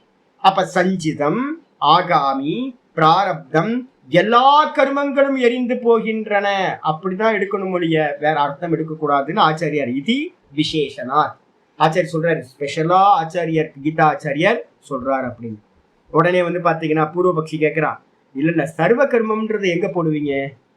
ஞான உத்தர கால பாவி நாம் ஏவ சர்வ கர்மா நாம் இதுச்சே, ஞானத்துக்கு பிறகு அனுபூதிக்கு பிறகு வந்து பாத்தீங்க அப்படின்னா இருக்கிற எல்லா கர்மங்களும்னு அர்த்தம் எடுங்களேன். எல்லா கர்மங்களும் ஏன் மொத்தமா எடுக்கிறீங்க? ஞானத்துக்கு பிறகு உண்டாகிற எல்லா கர்மங்களும் ஞானத்தால் எரிந்து போகும்னு அர்த்தம் எடுத்தா சரியா இருக்கும்ல அப்படின்னு பூர்வபக்ஷி கேட்டோம். ஆச்சாரியர் மறுக்கிறார், இல்லை இல்லப்பா அதுவும் தப்பு. ஏன் அப்படின்னு கேட்டீங்கன்னா ஆமா அதுக்கு பேர் ஆகாமி. இவன் சொல்றது அதுதான்.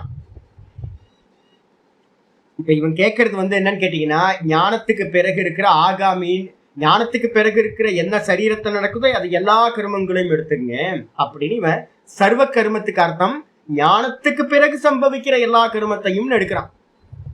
ஆச்சாரியர் வந்து பாத்தீங்கன்னா மறுக்கிறார், இல்லை அப்படி இல்லை. ஏன் அப்படின்னா சங்கோச்ச காரண அனுபபத்தேகே, நீ ஏன் வந்து பாத்தீங்கன்னா ஆகாமியில இருக்கிறத மட்டும் ஏன் சர்வ கர்மம்னு சொல்ற? அதுக்கு ஏதாவது காரணம் இருக்கா? ஒரு சர்வ கர்மம்ன்றத, சர்வ கர்மம்னா என்ன அர்த்தம்? எல்லா கர்மங்களும் அர்த்தம். எல்லா கர்மங்களும்ன்ற ஒரு சப்தத்தை நீ எதுக்குள்ளார கொண்டு வர? சஞ்சிதத்துல விட்டுடுற. அதுக்கப்புறம் ஞானத்துக்கு முன்னாடி இருக்கிறத விட்டுடுற. ஞானத்துக்கு பின்னாடி இருக்கிற ஆகாமியில மட்டும் ஏன் கொண்டு வர? சங்கோச்ச சுருக்கிற. சர்வ கர்மத்தை நீ என்ன பண்ணிட்ட? சுருக்கிறீல. ஏன் சுருக்கிற? ஞானத்துக்கு பிறகு இருக்கிற எல்லா கர்மங்களும் உங்களுக்கு சுருக்கிறதுக்கு என்ன ரீசன்?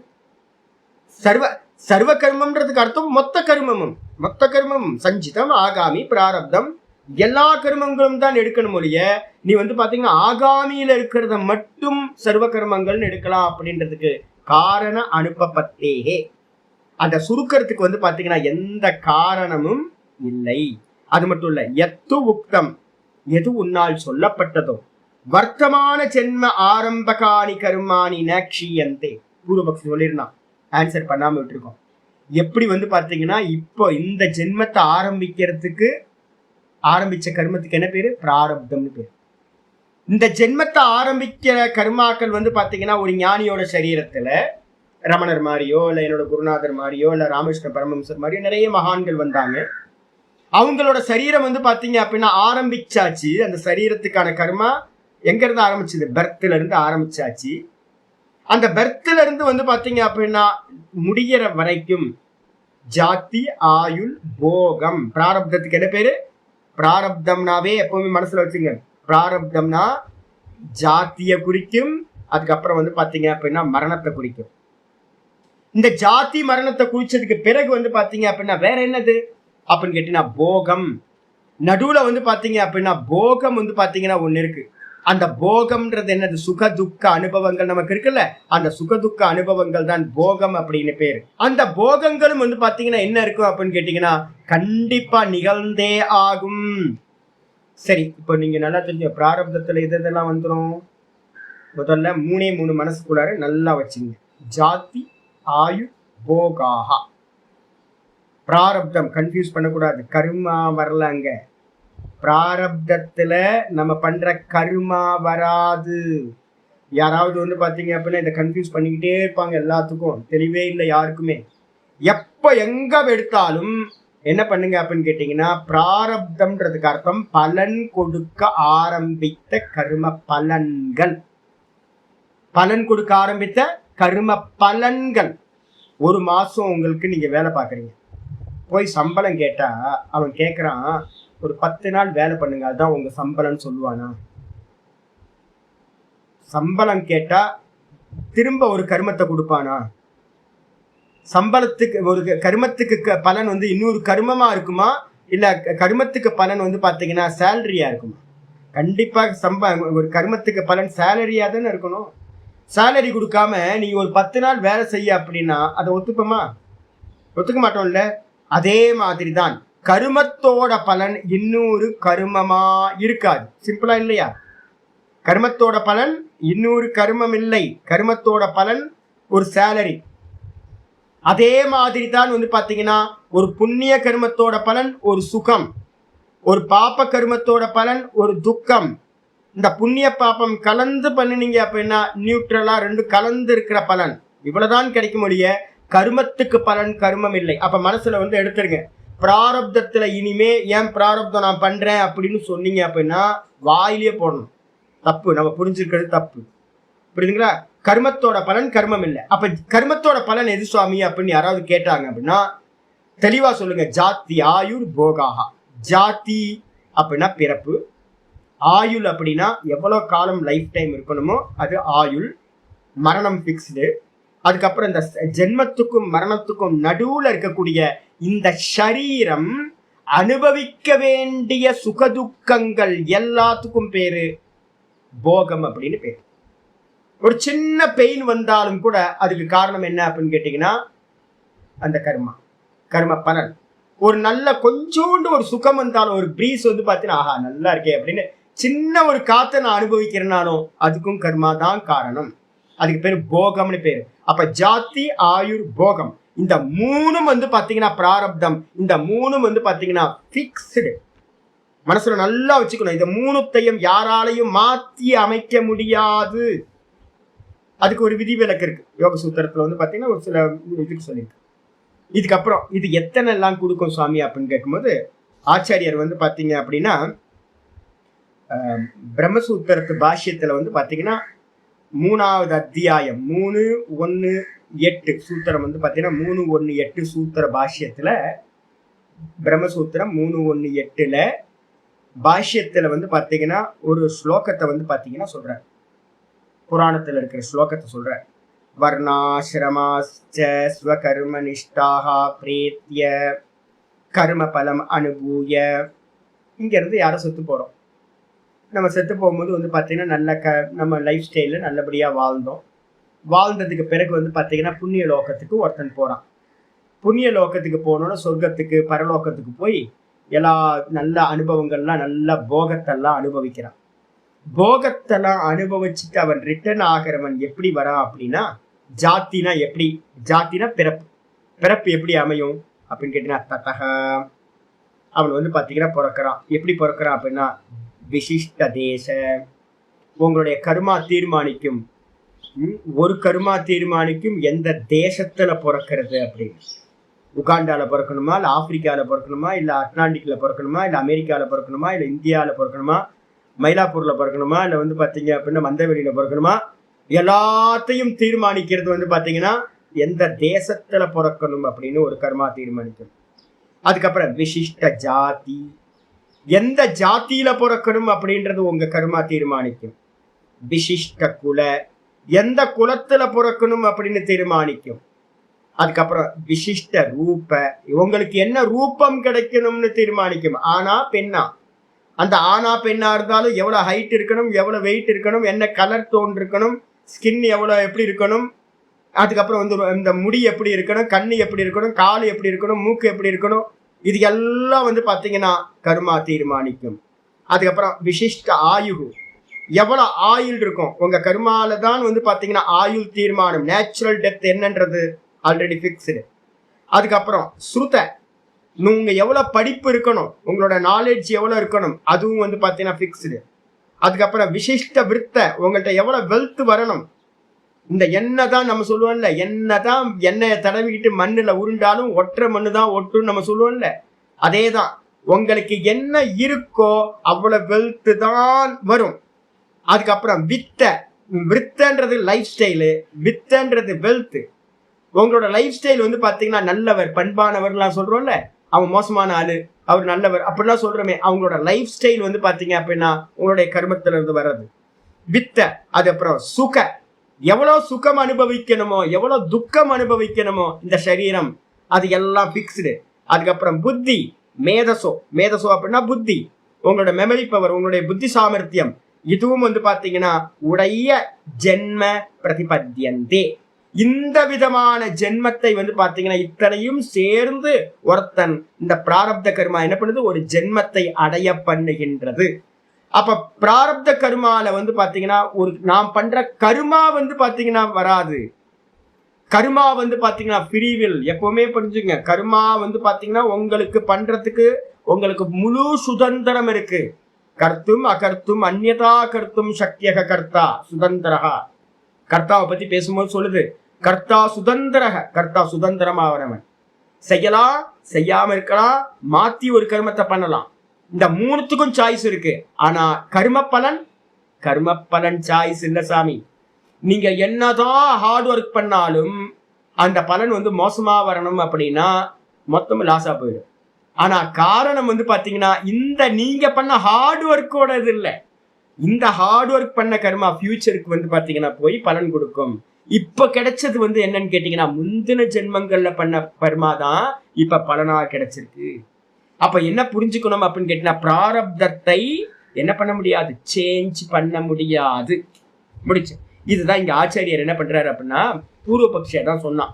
என்னன்னு கேட்டீங்கன்னா, முன்னாடி எது ஒன்னால் சொல்லப்பட்டதோ பிராரப்தத்தை அனுபவிச்சுதான் வந்து பாத்தீங்கன்னா நாசமாகும். அதான் வந்திருக்கு. கர்மாணி நேக்ஷியந்தே பலதானாய பிரவருத்தானி ஏவ சதி அபி ஞானி.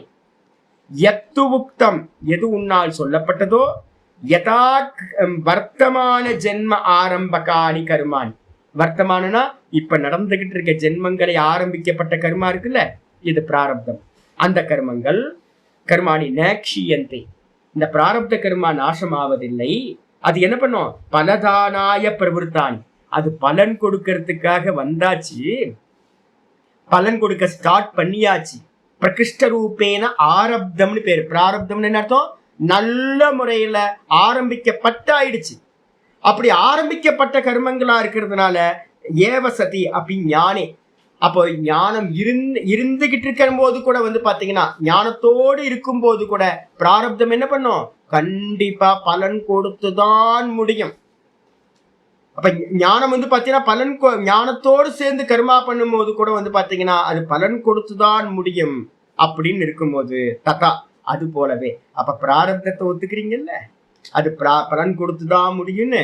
அதே மாதிரி அனாரப்த பலாம் அப்பி கர்மனா, எதெல்லாம் இன்னும் ஆரம்பிக்காம சஞ்சிதத்துல இருக்கோ, எது ஆகாமியில பாத்தீங்கன்னா போய் சேர்றதா இருக்கோ, இந்த கருமங்கள் எல்லாம் கூட பாத்தீங்கன்னா க்ஷயோ ந யுக்தகைதி, அவைகளுக்கும் பிராரப்த மாதிரியே நம்ம என்ன பண்ண முடியாது, அதுக்கும் பாத்தீங்கன்னா நாசமாகும்னு சொல்ல முடியாது. பிராரப்தம் பலன் கொடுத்த மாதிரியே சஞ்சித கருமங்களும் பலன் கொடுத்துதான் நாசமாகும் அப்படின்னு பூர்வபக்ஷி சொல்லியிருந்தான். அந்த பூர்வபக்ஷியா இருக்கிற நீ சொன்னது தத் அசத்து, நீ சொன்னது பாத்தீங்கன்னா பொய்யப்பா, இல்லப்பா அப்படி இல்லை. ஏன் அப்படின்னா கதம், எப்படி அப்படின்னா ரொம்ப அருமையான ஒரு எக்ஸாம்பிள் சொல்றார். சாஸ்திரத்துல பிரதானமா சொல்றது, வில்லு அம்ப வச்சு பாத்தீங்கன்னா இந்த கர்மா தியரிய சொல்ற ஆச்சரியர் ஆரம்பிக்கிறார்.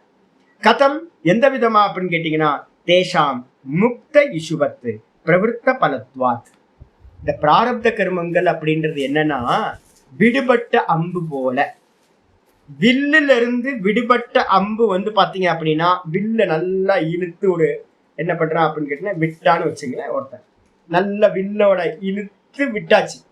அந்த இழுத்து விட்டோன எவ்வளோ வேகத்துக்கு இழுத்தீங்களோ விட்டீங்களோ, அவ்வளவு வேகத்துல பாத்தீங்கன்னா அவ்வளவு தூரத்துக்கு அது என்ன பண்ணும், அவ்வளவு வேகமா அவ்வளவு தூரத்துக்கு அந்த அம்பு என்ன பண்ணும், போய்தான் அதோட இலக்க அடைஞ்சிட்டு தான் கீழே போகும். அதேதான் இங்க சொல்றாரு, முக்த இசுவத்து. முக்த இசு அப்படின்னா, இசுனா அம்பு, முக்த இசு அப்படின்னா வில்லுல இருந்து விடுபட்ட அம்பு போல, வத்துனா போல, விடுபட்ட அம்பு போல பிரவருத்த பலத்துவாத்து, அது மூவ் ஆயிடுச்சுங்க, ஸ்டார்ட் ஆயிடுச்சு பலன் கொடுக்கறதுக்கு. அப்ப பிராரப்தம் பாத்தீங்கன்னா யாராயிருந்தாலும் ஞானி புருஷர்களுக்கு இருக்கட்டுமே. பகவான் சொல்றாருல்ல, வலி இருக்கா அப்படின்னு கேட்கும் போது 1000 தேள் ஒன்னா கொட்டுனா என்ன வலி வலிக்குமோ அவ்வளவு வலி அப்படின்ற. 1000 தேள் ஒன்னா கொட்டுனா எவ்வளவு பெயின் இருக்கும்ல. ராமகிருஷ்ண பரமஹம்சர் பாத்தீங்கன்னா துடிச்சிருக்கார். ராமகிருஷ்ண பரமஹம்சருக்கு பாத்தீங்கன்னா அந்த தேகத்துல பாத்தீங்கன்னா அவருக்கும் கேன்சர், துடிப்பு பாத்தீங்கன்னா இருக்கு. என்னோட குருநாதர்கிட்ட லாஸ்டா நான் பாக்குறேன், என் குருநாதர்கிட்ட பாத்தீங்கன்னா படுத்திருக்காரு, பெட்ல படுத்திருக்காரு. போய் நான் பாத்தீங்கன்னா சுவாமி தரிசனம் பண்ணணும் அப்படின்னு, சாமி வர சொல்லு அப்படின்ட்டாரு. அங்கிருந்து பார்த்தாரு, வர சொல்லு அப்படின்னு படுத்திருக்காரு, பெட்லயே படுத்திருக்காரு. நான் போகணும்னு நமஸ்காரம் பண்ணி சாமியோட காலை பிடிச்சிட்டு, கொஞ்சம் சாமி எப்படி சாமி இருக்கு, பெயின் எப்படி இருக்கு, சரி होता है, எப்படி சாமி இருக்கு, பெயின் எப்படி இருக்கு, ரொம்ப கடுமையா இருக்கு. கப்படாக்கோ இந்த ஒரு தண்ணியில நினைச்சு, நம்ம துணி காய போடும்போது தண்ணியில நினைச்சிட்டு அதை பிழிவோம்ல, அந்த பிழிஞ்சா எப்படி இருக்குமோ அது மாதிரி இருக்கு அப்படின்னா. போன் பாத்தீங்கன்னா போன் கேன்சர் என்னோட குருநாதருக்கு. அப்ப பாத்தீங்கன்னா என்ன பெயின் இருக்கும். அந்த அந்த சமயத்துல எனக்கு ஆக்ஞா கொடுத்தார், ஈஸ்வர் को पकड़ो, ईश्वर को पकड़ो, ईश्वर को पकड़ो, ஈஸ்வரனை பிடிச்சுக்கோ அப்படி. அப்ப பாத்தீங்க அப்படின்னா சொன்ன முக்கியமானது, அந்த பெயின் இருக்கா அப்படின்னு கேட்டீங்கன்னா, என்ன பரமஞானியா இருந்தாலும், ரொம்ப பவித்திரமான ஜீவனா இருந்தாலும் கூட பிராரப்தத்துக்கு பாத்தீங்கன்னா கண்ணு தெரியாது. கர்மத்தை ஜடம், கர்ம பாத்தீங்கன்னா வெறும் ஜடம். இவர் பாத்தீங்கன்னா ஞானி புருஷர், இவர் அஜ்ஞானி, இவன் பாப்பி அப்படிலாம் இருக்கவே இருக்காது. அது என்ன பண்ணும், முக்த இசுவத்து. அது ஆரம்பிக்கப்பட்டாச்சு பலன் கொடுக்கறதுக்கு, அது நிக்கவே நிக்காது, பலன் கொடுத்துதான் நிக்கும். பெரிய ஞானி புருஷர்களுக்கும் வரதான் செய்யும், அவங்க சரீரத்துல பாத்தீங்கன்னா அனுபவிக்கதான் வேணும். இது கர்மா. ஆச்சரியர் சொல்றார், யதா பூர்வம். எப்படி அப்படின்னா, யதா எப்படி, பூர்வம் லட்சிய வேதனாய முக்தா இசுகு. எப்படி பாத்தீங்கன்னா லட்சியத்தை அடிக்கிறதுக்காக நான் என்ன பண்ணேன்னு கேட்டீங்கன்னா, வில்லுல பாத்தீங்கன்னா தனுஷுல ஒரு அம்பை எடுத்து வச்சு என்ன பண்ண, முக்த இசு, இந்த தனுஷுல வெளில கிளம்பியாச்சு. லட்சிய வேதாத்து உத்தர காலம் அப்படி. அது பாத்தீங்க அப்படின்னா லட்சியத்தை அடைஞ்சதுக்கு பிறகு, ஒரு இலக்க போய் அடிச்சிருச்சு, இலக்க போய் அடிச்சதுக்கு பிறகு ஆரப்த வேக க்ஷயாத் பதனேன, அது என்ன ஆகுதுன்னா, எவ்வளவு வேகத்துல அடிச்சீங்களோ அந்த இலக்க அடைஞ்சோன்னு என்ன ஆயிடுச்சு, அந்த வேகம் பாத்தீங்கன்னா தீர்ந்து போயிடுச்சு. அந்த வேகம் தீர்ந்து போன காரணத்தினால அம்பு அதை போய் அடிச்சுட்டு கீழே விழுந்து போறது மாதிரி பதனேன ஏவ நிவர்த்ததே. அதுக்கு முன்னாடி நிக்குமா அம்பு பாத்தீங்கன்னா டைரக்ஷன் மாத்திக்குமா? நம்ம பாத்தீங்கன்னா புலின்னு நினைச்சு அம்புல இருந்து வில்லுல இருந்து அம்பை விட்டோம், புலி போகுது அப்படின்னு. கடைசியில அங்க பார்த்தா தெரியுது ஒரு மானு. ஐயோ மான் ஆயிடுச்சு அப்படின்னு மானுக்கு அந்த அம்புக்கு தெரியுமா? ஆஹா, சுவாமி வந்து பாத்தீங்க அப்படின்னா புலின்னு நினைச்சு அடிச்சாரு, இப்ப அது வந்து மானா இருக்கு, நான் டைரக்ஷனை மாத்திக்கிறேன், இல்ல அப்படின்னா நான் கீழே விழுந்துடுறேன் அப்படின்னு அம்பு ஏதாவது விழுமா? அப்படின்னா விழாது. ஏன் அப்படின்னா அம்புக்கு தெரியவே தெரியாது. ஏன் அப்படின்னா அது ஜடம். அதே மாதிரி இந்த கருமம் வந்து பாத்தீங்கன்னா பிராரப்த கருமான்றது ஜடம். அந்த ஜடமான கருமா என்ன பண்ணும் அப்படின்னா அது புலியா இருந்தாலும், நீங்க புலின்ற எண்ணத்தோட அடிச்சிருந்தாலும், அது மானா இருந்தா கூட என்ன பண்ணாது, அது நிக்காது சாமி. மானா இருந்தாலும் அடிச்சிட்டு தான் அது நிக்கும், கீழே விழும். அதே மாதிரி வந்து பாத்தீங்கன்னா ஏவம் ஷரீர ஆரம்பகம் கர்ம. இதே மாதிரி தான் ஷரீரத்தை ஆரம்பிக்கிறதுக்கு முன்னாடி என்ன ஆகுது, சஞ்சிதத்திலிருந்து மெச்சூரிட்டி ஆனதெல்லாம் கொஞ்சம் மேல வந்திருக்கும். அந்த பகவான் என்ன பண்றாருன்னா மொத்தமா ஒரு கைப்பிடி எடுத்து என்ன பண்றாரு, மெச்சூரிட்டியான எல்லா கர்மத்தையும் ஒரு கைப்பிடி எடுத்து ஒரு சரீரம் பண்ணப்படுது. அந்த மெச்சூரிட்டியான கர்மத்துல எல்லாம் எதெல்லாம் இருக்கும் அப்படின்னு கேட்டீங்கன்னா விதவிதமா இருக்கும். தேகம் ஒரு மாதிரி இருக்கும், கண்ணு ஒரு மாதிரி இருக்கும், அறிவு ஒரு மாதிரி இருக்கும், வெல்த் ஒரு மாதிரி இருக்கும், அப்புறம் படிப்பு ஒரு மாதிரி இருக்கும், வாழ்க்கை முறை ஒரு மாதிரி இருக்கும். எல்லாம் விதவிதமான கர்மங்கள். ஒவ்வொரு கர்மமும் ஒவ்வொன்றும் கொடுக்கறது. எது மெச்சூரிட்டியா இருக்குன்னு யாருக்குமே தெரியாது.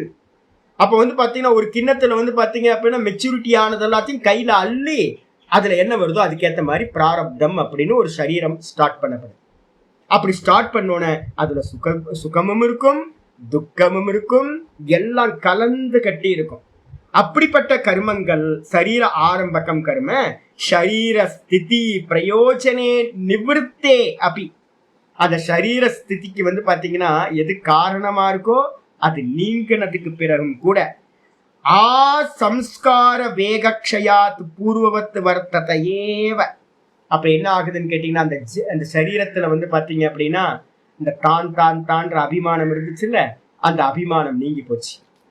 அவித்யா காம கர்மம் இதெல்லாம் நீங்கி போச்சு. அப்படி நீங்கினாலும் கூட வந்து பாத்தீங்கன்னா என்ன இருக்கும் அப்படின்னா அந்த வேகம் இருக்கிற வரைக்கும் ஆ சம்ஸ்கார வேகக்ஷயாத். எவ்வளவு தூரம் அந்த வேகம் அந்த கர்மத்துக்கு இருக்கோ அந்த வேகம் முடிகிற வரைக்கும் அந்த சரீரத்துல அது என்ன பண்ணணுமோ அதை பண்ணிட்டு தான் நஷ்டத்தை அடையும். அதே நேரத்துல இது வந்து பிராரப்தத்தை சொல்லியாச்சு. இன்னொரு எக்ஸாம்பிள் சொல்றாரு என்னன்னா அந்த அம்பை வச்சே சாயேவ இசுகு. இப்ப ஒரு அம்பை எடுத்து வச்சு நான் என்ன பண்ணிட்டேன், அடிச்சிட்டேன், அதை தடுத்து நிப்பாட்ட முடியாது, பிராரப்தம். இன்னொரு அம்பை எடுத்து நான் வில்லுல வந்து பாத்தீங்கன்னா வச்சிருக்கேன், அடுத்த அம்பை வந்து சாயேவ இசுகு பிரவிற்த்தி நிமித்த அனாரப்த வேக. இன்னும் எடுத்து அடிக்கிறதுக்கு முன்னாடியே பாக்குறேன் அங்க வந்து மான் கூட்டம், அங்க வந்து பாத்தீங்கன்னா புலி இல்ல, வைல்டு அனிமல்ஸ் எதுவுமே இல்ல, அங்கெல்லாம் முயலும் மானும் தான் தெரிஞ்சுக்கிட்டு இருக்குன்னு தெரிஞ்சோன்னே இப்ப நீங்க அம்பை எடுத்து வச்சிங்க, ஆனா இன்னும் இழுத்து விடல. அப்ப இழுத்து விடாத போது உங்களுக்கு இப்ப சாய்ஸ் இருக்கா இல்லையா? அடிக்கணும்னு அவசியமே இல்லை, நிப்பாட்டிடலாமா? நிப்பாட்டிடலாம். அதுக்கப்புறம் அம்புரா துணி அப்படின்னு பின்பக்கம் வந்து பாத்தீங்கன்னா நிறைய அம்புகளை வச்சிருப்போம். அந்த அம்புகளை வந்து பாத்தீங்கன்னா இன்னும் எடுத்து வில்லுல வைக்கவே இல்லை. அப்ப அந்த கருமாக்கள் சஞ்சிதம்னு பேரு. அப்ப அவைகளையும் தடுத்து நிப்பாட்ட முடியுமா? நிப்பாட்ட முடியும். அப்ப வந்து பாத்தீங்கன்னா பிராரப்தம் மட்டும் தான் கையை விட்டு போயாச்சு. வில்ல விட்டு கிளம்புனது பிராரப்தம் மட்டும்தான், அதை மட்டும்தான் நம்மளால ஸ்டாப் பண்ண முடியாது. அதே நேரத்துல சஞ்சித கர்மா மாதிரி இருக்கிற ஸ்டோர்ல இருக்கிறது, அதுக்கப்புறம் வில்லுல எடுத்து வச்சிருக்கிற ஆகாமி, வில்லுல எடுத்து அடிக்காத கர்மாக்கு பேரு ஆகாமி, அம்பரா துணியில இருக்கிறதுக்கு பேரு சஞ்சிதம். இந்த ரெண்டுத்தையும் நம்ம என்ன பண்ண முடியும், இந்த ஞானத்தினால நிப்பாட்டிட முடியும். அதான் இங்க சொல்றாரு சயேவ இசுகு பிரவிற்த்தி நிமித்த அனாரப்த வேகத்து. இன்னும் வந்து பாத்தீங்கன்னா வில்லுல வச்ச அம்பு இழுத்து அடிக்கல. அப்படி அடிக்காத அம்பு வந்து பாத்தீங்கன்னா அமுக்தோனா விடுபடல, தனுஷ்ல இருந்து விடுபடாத அந்த அம்பு பிரயுக்தகாபி அமுக்தோ தனுஷி பிரயுக்தகாபி. அம்பை எடுத்து வில்லுல வச்சாச்சு, ஆனா அடிக்கல. அப்படி அடிக்காத நிலையில இருக்கக்கூடிய அம்பு வந்து பாத்தீங்கன்னா உபசம்ஹிரியதே, நம்ம என்ன பண்ணிக்கலாம், தடுத்து நிப்பாட்டிக்க முடியும். அதனால வந்து பாத்தீங்கன்னா ததா அனாரப்த பலானி கர்மாணி. அப்ப வந்து பாத்தீங்கன்னா யோக சூத்திரத்துல ஒரு முக்கியமான சூத்திரம் ஒண்ணு இருக்கு, பிராரப்தம் முக்த இசுவத். எப்பவுமே ஞாபகம் வச்சுங்க, பிராரப்தம் அடிச்சிட்டு தான் நீங்கும். உபபோகேன சாமியது, நல்ல போகம் பண்ணினா மட்டும்தான் இந்த பிராரப்தத்தை கழிக்க முடியும். அதே நேரத்துல நமக்கு இருக்கிற சாய்ஸ் என்ன அப்படின்னு கேட்டீங்கன்னா, ஹேயம் துக்கம் அநாகதம். முக்கியமானது 2:16 யோக சூத்திரத்துல இருக்கிறது. இப்ப நம்ம முயற்சி என்ன அப்படின்னு கேட்டீங்கன்னா, எதை நம்ம பாத்தீங்கன்னா தடுத்து நிப்பாட்ட முடியும்? சஞ்சிதத்தை பாத்தீங்கன்னா செயல்படாம தடுத்து நிப்பாட்ட முடியும். அதுக்கப்புறம் பாத்தீங்கன்னா இந்த ஜென்மத்துல நம்ம பண்ற ஆகாமி, இப்ப பண்ற கர்மாக்கள்லாம் ஃபியூச்சருக்கு போகும். இதை பாத்தீங்க அப்படின்னா தடுத்து நிப்பாட்ட முடியும். இந்த 2 கர்மத்தையும் நமக்கு பலன் கொடுக்காமல் தடுத்து நிப்பாட்ட முடியும். அப்ப நமக்கு எல்லாத்துக்கும் ஒரு சாய்ஸ் இருக்கு. என்னன்னா, என்ன சாய்ஸ் அப்படின்னா, பிராரப்தத்தை ஞானியும் தடுக்க முடியாது, உங்களுடைய நம்ம அஜ்ஞானியா இருந்தாலும் தடுக்க முடியாது. அப்ப நமக்கு ஒரே சாய்ஸ், சஞ்சிதத்தை நாசம் பண்ணணும். அதுக்கப்புறம் பாத்தீங்கன்னா இந்த ஜென்மத்துல பண்ணிட்டு இருக்க ஆகாமிய பாத்தீங்கன்னா நிப்பாட்ட முடியும். ஏயம் துக்கம் அநாகதம், இனி வரக்கூடிய துக்கத்தை தான் தடுத்து நிப்பாட்ட முடிய, இந்த ஜென்மத்தை பாத்தீங்கன்னா யாராலையும் தடுத்து நிப்பாட்ட முடியாது அப்படின்னு புரிஞ்சுக்கணும். அதனால பாத்தீங்கன்னா உபசம்ஹரியத்தே ததா, அது போலவே அனாரப்த பலானி கருமானி, ஆரம்பிக்கப்படாத கர்மங்கள் கோடிக்கணக்குல இருக்கு. அது எல்லாம் பாத்தீங்கன்னா ஸ்வ ஆசிரியஸ்தானானி, கர்மங்கள் எல்லாம் ஸ்டோர் ஆகிற இடம் எது? யோக சூத்திரம் படிக்கும் போது நான் சொல்றேன், ஒரு கர்மா பண்றீங்க அப்படின்னா ஒரு கர்மால புண்ணியம் பாப்பம் உண்டாகும். இந்த கர்மாக்கள் எல்லாம் ஸ்டோரேஜ் ஆகுறது பாத்தீங்கன்னா தேன் கூடு மாதிரி கல்பனா பண்ணிக்கங்க. இந்த அவ்யாக்கிருதம்னு சொல்லக்கூடிய பெரிய தேன் கூடு இருக்கு. அந்த தேன் கூட்டுல ஒவ்வொருத்தருக்கும் ஒவ்வொரு ஹோல்ஸ் பாத்தீங்கன்னா உங்களுடைய லாக்கர். அனந்த கோடி ஜென்மங்களா நம்ம சேகரிக்கிற எல்லா கர்மங்களும் அந்தந்த லாக்கர்ல போய் சேகரமாகும். அந்த மொத்த தேன் கூட்டுக்கு என்ன பேரு அப்படின்னா அவ்யாக்கிருதம், மூல பிரகிருதின்னு பேரு. அந்த மூல பிரகிருதி தான் பாத்தீங்கன்னா எல்லா ஸ்டோரேஜ், கர்மங்களோட ஸ்டோரேஜ். அப்போ பாத்தீங்கன்னா கர்மங்கள் ஸ்டோர் ஆகிறது அந்த மூல பிரகிருதி. உங்களுடைய வாசனைகள் எங்க ஸ்டோர் ஆகும் அப்படின்னா, ஒரு கர்மா பண்ணும் போதே வாசனையும் உண்டாகும். அந்த வாசனைகள் உங்களோட இண்டிவிஜுவல் சித்தம், உங்களோட இண்டிவிஜுவல் ஸ்டோரேஜுக்கு பேரு சித்தம்னு பேரு. டோட்டல் ஸ்டோரேஜுக்கு பேர் பாத்தீங்கன்னா மூலப்பிரகிருதின்னு பேரு. கர்மாக்கள் எல்லாம் அதுல போய் சேரும். அந்த கர்மத்துக்கு ஏத்த மாதிரி நமக்கு சரீரம் ப்ரொடியூஸ் ஆகும். அந்த சரீரம் ப்ரொடியூஸ் ஆனோன்னு இந்த சித்தம் அதுக்குள்ளார பிரவேசம் ஆயிடும். கரெக்டா பாத்தீங்கன்னா ஹார்ட்வேரும் சாஃப்ட்வேரும் ஒன்னாயி பாடி நமக்கு கிடைச்சது. அப்ப பாத்தீங்கன்னா இது எல்லாம் பாத்தீங்கன்னா ஸ்டோர்ல இருக்குல்ல, அந்த சஞ்சித கர்மா, அது எல்லாம் பாத்தீங்கன்னா அது இருக்கக்கூடிய அந்த அவித்யாவோடு சேர்ந்து, மூல பிரகிருதியோடு சேர்ந்து ஸ்வ ஆசிரியஸ்தானானி ஏவ ஞானேன நிர்பீஜி கிரியந்தே, ஞானத்தினால அது எல்லாம் எரிந்து சாம்பலாகிறது. மருகையா போச்சு, அவ்வளவுதான், அம்மா செத்து போயிட்டா. அதுக்கப்புறம் ஸ்டோரேஜே இல்லை, கொடவுனே எரிஞ்சு போச்சு. கொடவுன்னு எரிஞ்சிச்சுன்னா அப்புறம் என்ன ஆகும்? ஒண்ணும் பண்ண முடியாது. விதை நெல் இல்லை, அடுத்து விதைக்கிறதுக்கு ஒண்ணும் இல்லாம போயிடுது. அதனால பாத்தீங்க அப்படின்னா மொத்தமே இல்லாமல் போய் விடுகிறது. ஆனா பிராரப்தம் முக்த ஈஸ்வத்து, விடுபட்ட அம்பு போல அனுபவிச்சுதான் தீரணும். அப்ப ஆகாமியும் சஞ்சிதமும் நாசமாகின்றன. அதனால பாத்தீங்கன்னா இதி பதித்தே அஸ்மின் வித்வத் சரீரே, அப்படி இருக்கும்போது ஞானியோட சரீரம் பாத்தீங்கன்னா வித்வான் சரீரம். அகம் பிரம்மாஸ்மி அப்படின்னு தன்னை பிரம்மத்தை அறிஞ்சவனுக்கு பாத்தீங்கன்னா அவனுடைய சரீரம் பிராரப்தம் வரைக்கும் இருக்கும், அனுபவிக்கும். அது முடிஞ்ச பிறகு பாத்தீங்கன்னா என்ன ஆயிடும் அப்படின்னு கேட்டீங்கன்னா, பதித்தே அஸ்மின் வித்வத் சரீரே, அந்த வித்வானுடைய சரீரம் விழுந்த நிலையில் ந பூயோ அபிஜாயத்தை. கீதாச்சாரியர் சொல்ற இந்த ஸ்லோகத்துல என்ன சொன்னாரு? அவர் பாத்தீங்கன்னா திரும்ப பிறப்பதில்லை, திரும்ப சரீரத்தை எடுப்பதில்லை அப்படின்னு பகவான் சொன்ன வச்சனம். இது யுக்தம் ஏவ முக்தம் இது சித்தம், ரொம்ப பொருத்தமானதுதான் பகவானாளர் சொல்லப்பட்ட அந்த வாக்கியம் என்பது பொருந்துகிறது. அப்ப ஞானிக்கு பாத்தீங்க அப்படின்னா பிராரப்தம் மட்டும் தான் சொல்றோம். அது கூட யாருக்கு? யாரோட திருஷ்டியிலிருந்து? நம்மளோட திருஷ்டியில. வாஸ்தவத்துல ஞானிக்கு பாத்தீங்கன்னா பிராரப்தமும் அவனுடைய நிலையில இல்லை. ஏன்னா ஞானி பிரம்மமாவே இருக்கின்றான் அப்படின்னு புரிஞ்சு. நமக்கெல்லாம் எத்தனை இருக்கு? நம்ம பிராரப்தத்தையும் அனுபவிக்கணும். அதுக்கப்புறம் பாத்தீங்கன்னா இந்த ஜென்மத்துல என்னெல்லாம் பண்ணமோ அதையும் அனுபவிக்கணும், ஆகாமின்னு பேரு. அதுக்கப்புறம் ஸ்டோர்ல பாத்தீங்கன்னா இன்னும் சஞ்சிதத்துல ஏகப்பட்ட கர்மா இருக்கு. எத்தனை கோடி ஜென்மம் இருக்குன்னு தெரியாது. பிறந்து இருப்போம். எது மெச்சூரிட்டி ஆகுன்றது பாத்தீங்கன்னா நமக்கு எந்த ரீசனும் இல்லை. அடுத்த ஜென்மம் பாத்தீங்கன்னா கொடுக்கறதுக்கு இந்த கர்மம் தான் மெச்சூரிட்டி ஆயிருக்கும் அப்படின்னு எந்த ஒரு இது நியமமும் இல்லை. அப்போ வந்து பார்த்தீங்கன்னா அடுத்தடுத்த ஜென்மங்கள் நமக்கு எப்படி எந்த ஒரு நிச்சயமும் இல்லை. யார் வேணாலும் எங்க வேணாலும் பிறக்கலாம். இந்திரனா பிறந்தவன் மலைப்பாம்பா பிறக்கலாம், இந்திரனா பிறந்தவன் அடுத்த ஜென்மத்துல பன்னியா பிறக்கலாம். அப்ப இந்திரனுக்கே அப்படின்னா நமக்கெல்லாம் பெரிய கொஸ்டின். இதோட இந்த கர்மா தியரியோடது இது முடிஞ்சு. நாளைக்கு வந்து பாத்தீங்கன்னா அடுத்த ஸ்லோகத்தை நம்ம நாளைக்கு பார்ப்போம். ஓம் பூர்ணமத பூர்ணமிதம் பூர்ணாத் பூர்ணமுதச்யதே பூர்ணஸ்ய பூர்ணமாதாய பூர்ணமேவாவசிஷ்யதே. ஓம் சாந்தி சாந்தி சாந்தி. ஹரி ஓம் ஸ்ரீ குருப்யோ நமः. ஹரி ஓம்.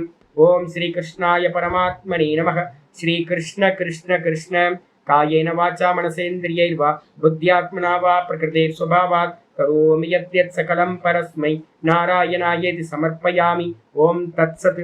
இது பரபிரம்மார்ப்பணமஸ்து. நாராயண நாராயண. கர்மா தியரி புரியணும். சொல்லுங்க. இல்ல ஆகாமியும் இல்ல, ஆகாமியும் இல்ல, சஞ்சிதமும் இல்ல. ஆகாமின்றது வில்லுல ஏத்தி வச்சிருக்கிற அம்பு மாதிரி நிப்பாட்டிடலாம். அம்பரா துணியில இருக்கிறது சஞ்சித மாதிரி. வில்லுல இருந்து கிளம்புனது வந்து பாத்தீங்கன்னா பிராரப்தம். அதை நிப்பாட்ட முடியாது.